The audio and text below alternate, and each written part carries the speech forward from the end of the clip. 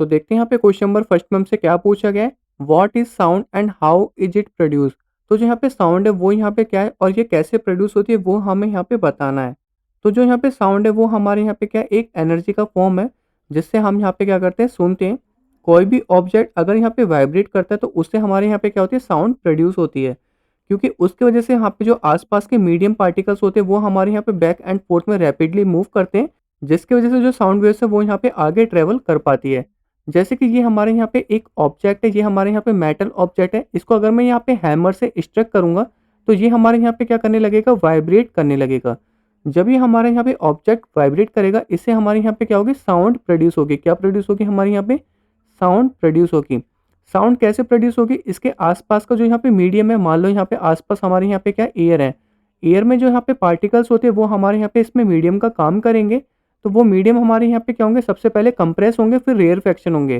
तो जैसे ही मैंने यहाँ पे हैमर को स्ट्रक करा, इसके पास के जो यहाँ पे एयर पार्टिकल्स थे वो हमारे यहाँ पे क्या हो जाएंगे, सबसे पहले कंप्रेस हो जाएंगे। उसके बाद यहाँ पे क्या होंगे, रेयरफेक्शन होंगे। फिर दोबारा हमारे यहाँ पे क्या हो जाएंगे, कंप्रेस हो जाएंगे। और इस तरीके से ये हमारे यहाँ पे साउंड वेव ट्रेवल करेगा। ये हमारा कंप्रेस हो गया, ये रेयरफेक्शन हो गया, ये हमारे यहाँ पे फिर से क्या हो गया, कंप्रेस हो गया। और ये हमारे यहाँ पे क्या होता है, बैक एंड फोर्थ में रैपिडली मूव करते हैं, जिसको हम यहाँ पे कंप्रेस और रेयरफेक्शन कह सकते हैं। बैक एंड फोर्थ में रैपिडली मूव करेंगे, जिसकी वजह से जो हमारे यहाँ पे साउंड वेव है वो हमारे यहाँ पे आगे की तरफ क्या करेगी, ट्रेवल करेगी। तो ये तो हमारे यहाँ पे हो गया साउंड। अब हमें बताना है कि ये प्रोड्यूस किस किस से हो सकता है। तो यहाँ पे बोला गया हाउ इज इट प्रोड्यूस। तो यहाँ पे कैसे प्रोड्यूस होती है, तो यहाँ पे लिख सकते हैं हम एग्जाम्पल में। तो जो यहाँ पे सितार में स्ट्रिंग्स वाइब्रेट करती है उसकी वजह से यहाँ पे साउंड प्रोड्यूस होता है।